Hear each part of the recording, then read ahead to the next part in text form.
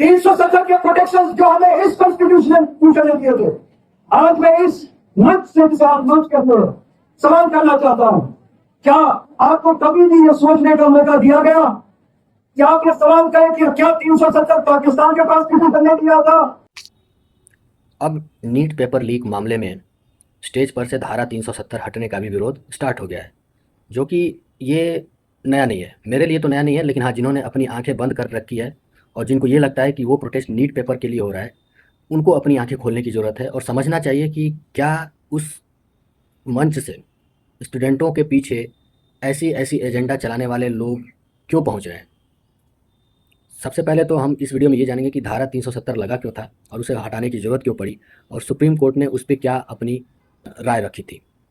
सोचिए, आप एक ऐसे देश में रहते हैं, लेकिन देश के एक हिस्से में जाने के लिए आपको अलग नियम मानने पड़े, वहाँ का झंडा अलग हो, आप वहाँ ज़मीन भी नहीं खरीद सकते थे।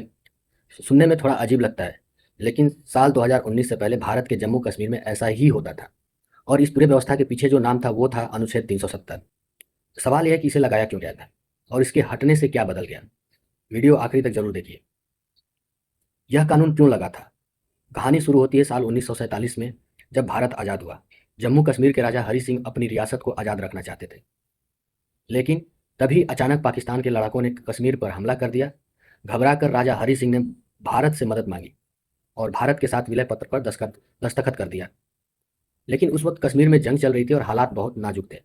इसी नाजुक स्थिति को संभालने के लिए भारतीय संविधान में अनुच्छेद 370 को जोड़ा गया। यह एक तरह का अस्थायी यानी टेम्पररी पुल था। इसके तहत कश्मीर को कुछ खास छूट मिली, जैसे भारत सरकार सिर्फ 3 चीज़ें संभालेंगी: देश की सुरक्षा, विदेशी मामले और संचार। बाकी सारे फैसले कश्मीर की सरकार खुद लेगी। इस वजह से कश्मीर का अपना अलग झंडा और अलग संविधान बन गया। इस कानून से नुकसान क्या था?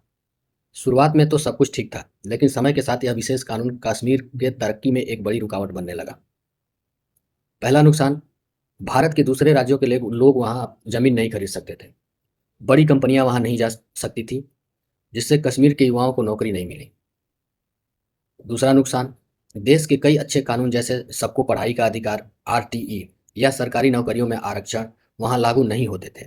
यहाँ तक कि अगर कश्मीर की कोई लड़की किसी दूसरे राज्य के लड़के से शादी कर लेती, तो उससे कश्मीर में संपत्ति का हक छीन लिया जाता था। तीसरा और सबसे बड़ा नुकसान, इस अलग व्यवस्था का फायदा उठाकर कुछ नेताओं और पाकिस्तान ने वहाँ की युवाओं को भड़काना शुरू कर दिया, जिससे घाटी में आतंकवाद और पत्थरबाजी की घटनाएं हद से ज़्यादा बढ़ गई। इसको हटने से वहाँ पे फ़ायदा क्या हुआ? फिर आया वो दिन 5 अगस्त 2019। भारत सरकार ने एक बड़ा फैसला लेते हुए अनुच्छेद 370 को हमेशा के लिए हटा दिया। इसके बाद ज़मीन पर बहुत बड़े बदलाव आए, जैसे एक देश एक कानून। अब कश्मीर का अलग झंडा खत्म हो गया है और पूरा भारत एक ही संविधान से चलता है। शांति और सुरक्षा, गृह मंत्रालय के आंकड़ों के मुताबिक कश्मीर में अब पत्थरबाजी की घटनाएं इतिहास बन चुकी हैं और आतंकी वारदातों में भारी कमी आई है। टूरिज्म और बिजनेस बढ़ा है। सुरक्षा बढ़ने से कश्मीर जाने वाले टूरिज्मों की संख्या ने सारे रिकॉर्ड तोड़ दिए हैं, जिससे स्थानीय लोगों की कमाई बढ़ी है और वहाँ अब बाहरी कंपनियां भी निवेश करने लगी हैं। वहाँ के लोगों को बराबरी का हक मिला है। महिलाओं, दलितों और सालों से रह रहे शरणार्थियों को पहली बार भारत के नागरिक होने के सारे अधिकार मिले हैं। क्या धारा 370 हटने का विरोध हुआ? जी हाँ, कुछ लोग इसका विरोध जमकर किया।